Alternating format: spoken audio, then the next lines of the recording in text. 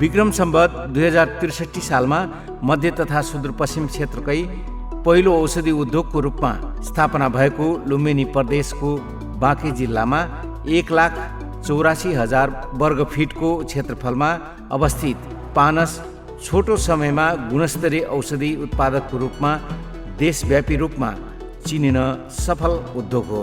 चिकित्सक तथा औषधि व्यवसायमा दखल राख्ने विज्ञ टिमबाट सञ्चालित WHO GMP national GMP certified यो कम्पनीमा 200 भन्दा बढी प्राविधिक तथा अप्राविधिक कर्मचारीहरू रोजगारमा संलग्न छन्। पानसले उत्पादन गर्ने झन्डै 150 भन्दा बढी औषधिहरू यस उद्योगको 12,000 वर्ग फिटमा फैलिएको नन पेनिसिलिन उत्पादन कक्षमा उत्पादन गरिन्छ। WHO GMP को अन्तर्राष्ट्रिय मापदण्ड अनुसार बनाइएको यस उत्पादन विभागमा अत्याधुनिक प्रविधि जडित उपकरणहरूको प्रयोग गरी दक्ष जनशक्तिबाट गुणस्तरीय औषधिहरू उत्पादन गरिन्छ।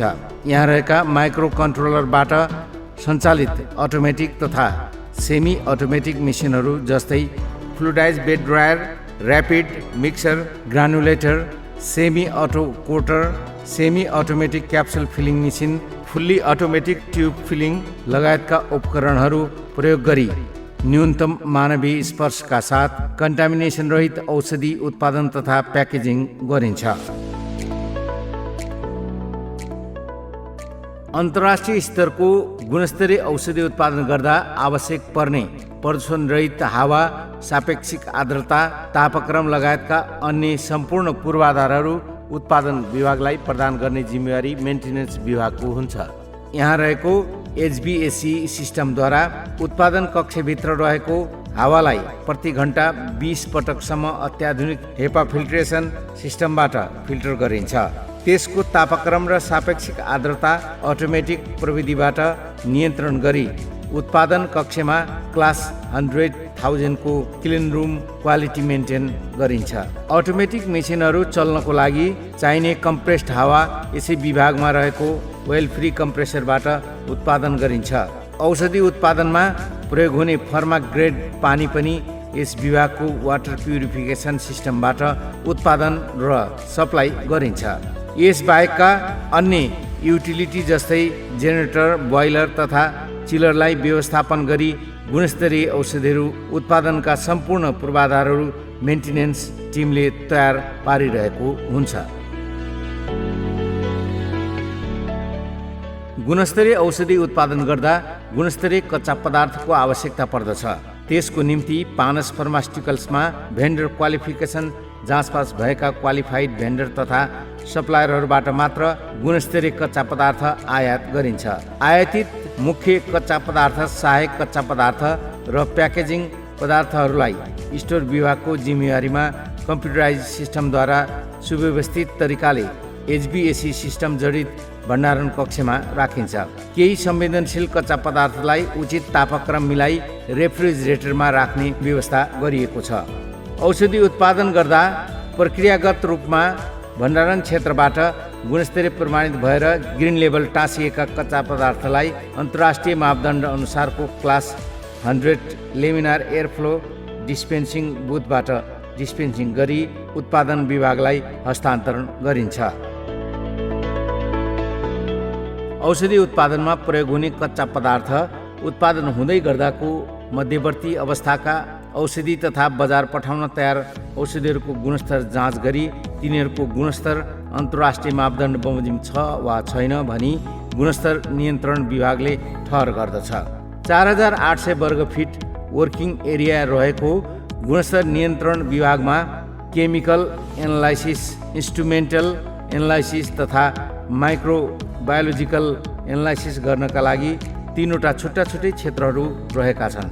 अन्तर्राष्ट्रिय फार्माकोपिया बमोजिम गुणस्तर सम्बन्धी परीक्षण गर्नका लागि आवश्यक पर्ने अत्याधुनिक प्रविधि जडित उपकरणहरू जस्तै high performance liquid chromatography, HPLC, Fourier transform, infrared spectroscopy, UV visible spectroscopy, dissolution apparatus लगायतका उपकरणहरू प्रयोग गरी दक्ष फार्मासिस्ट, एनालिस्ट तथा माइक्रोबायोलोजिस्टहरूले उत्पादित औषधिहरूको हरेक ब्याचलाई कम्तीमा पनि 3 पटकसम्म गुणस्तर जाँच गरेपछि मात्र बजार पठाउने गरिन्छ।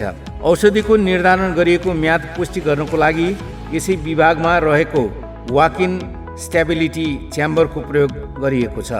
यहाँ हुने सम्पूर्ण परीक्षणहरू गुड ल्याबोरेटरी प्र्याक्टिसका अन्तर्राष्ट्रिय सिद्धान्तहरू अनुसार गरी त्यसको अभिलेख राखिन्छ। कुनै पनि नयाँ औषधिको फर्मुलेसन तयार गर्नु अघि त्यस सम्बन्धी व्यापक अनुसन्धान गर्नु आवश्यक हुन्छ। औषधि बनाउँदा कस्तो खालको कच्चा पदार्थ प्रयोग गरेर बनाउने, ट्याब्लेट, मलम वा झोल कस्तो प्रकारको बनाउने, कस्तो प्रकारको प्याकिङ उपयुक्त हुन्छ लगायत धेरै प्रश्नहरूबारे अध्ययन तथा अनुसन्धान गरी नयाँ औषधि बनाउने प्रविधि विकास गर्ने ठाउँ R&D विभाग हो। यहाँ रहेका वैज्ञानिक फार्मासिस्टहरूले नयाँ औषधिमा अनुसन्धान गरी त्यसको अन्तर्राष्ट्रिय मापदण्ड ICH बमोजिम स्टेबिलिटी अध्ययन गरी औषधिको म्याद निर्धारण गर्दछन्। यसरी विकास भएको प्रविधिबाट बनाएको औषधि अन्तर्राष्ट्रिय फार्माकोपिया बमोजिम न्यूनतम 24 महिनासम्म गुणस्तर कायम राख्न सक्ने भनी पुष्टि भई औषधि व्यवस्था विभागबाट स्वीकृति प्राप्त भएमा उक्त प्रविधि टेक्नोलोजी ट्रान्सफरद्वारा उत्पादन विभागलाई हस्तान्तरण गरिन्छ। गुणस्तर जाँच गरेर मात्र औषधिको गुणस्तर प्रत्याभूति गर्न सकिँदैन। त्यसका लागि त औषधि उत्पादनको हरेक पाइलामा गुणस्तरीय कदम चाल्न आवश्यक हुन्छ। गुणस्तरको यो अन्तर्राष्ट्रिय मान्यतालाई पानस फार्मास्युटिकल्समा लागू गर्न तथा औषधि उत्पादनमा संलग्न कच्चा पदार्थ खरिददेखि बजार बिक्री वितरणसम्मका सम्पूर्ण कदमहरूलाई निगरानी तथा नियन्त्रणमा राखी उत्पादित औषधिको गुणस्तर यकिन गराउने विभाग नै गुणस्तर प्रत्याभूति विभाग हो। नयाँ औषधिको प्रविधि विकास गर्दादेखि उत्पादन प्रक्रियामा WHO GMP का सिद्धान्तहरू लागू गरिएको अनुगमन गर्ने नियमनकारी यस विभागले गुणस्तरको जोखिम व्यवस्थापन, स्वनिरीक्षण, गुणस्तर लेखा परीक्षण, विभिन्न प्रक्रियाको प्रमाणीकरण तथा अभिलेखीकरण र कर्मचारीहरूको लागि तालिम सञ्चालन लगायतका अन्य महत्त्वपूर्ण कार्यहरू गर्दछ।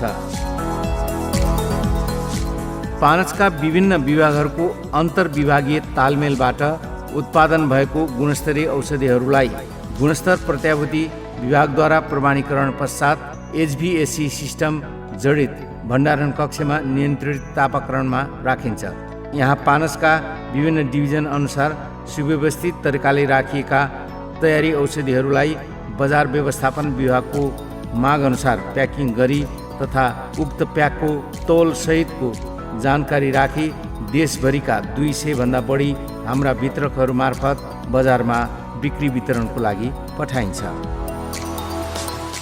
पानस औद्योगिक क्रियाकलापका कारण हुने वातावरणीय प्रदूषणप्रति उत्तिकै सजग छ। औषधि उत्पादनका क्रममा सिर्जना हुने औषधिजन्य फोहोरहरूलाई नेपालकै पहिलो जैविक प्रविधियुक्त इन्फ्लुएन्ट ट्रिटमेन्ट प्लान्ट मार्फत ट्रिटमेन्ट गरेर मात्र बाहिरी वातावरणमा विस्थापित गरिन्छ।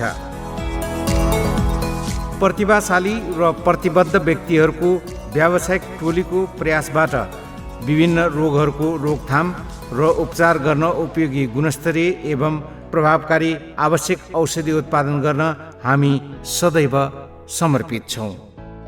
पानस द ल्याम्प अफ लाइफ।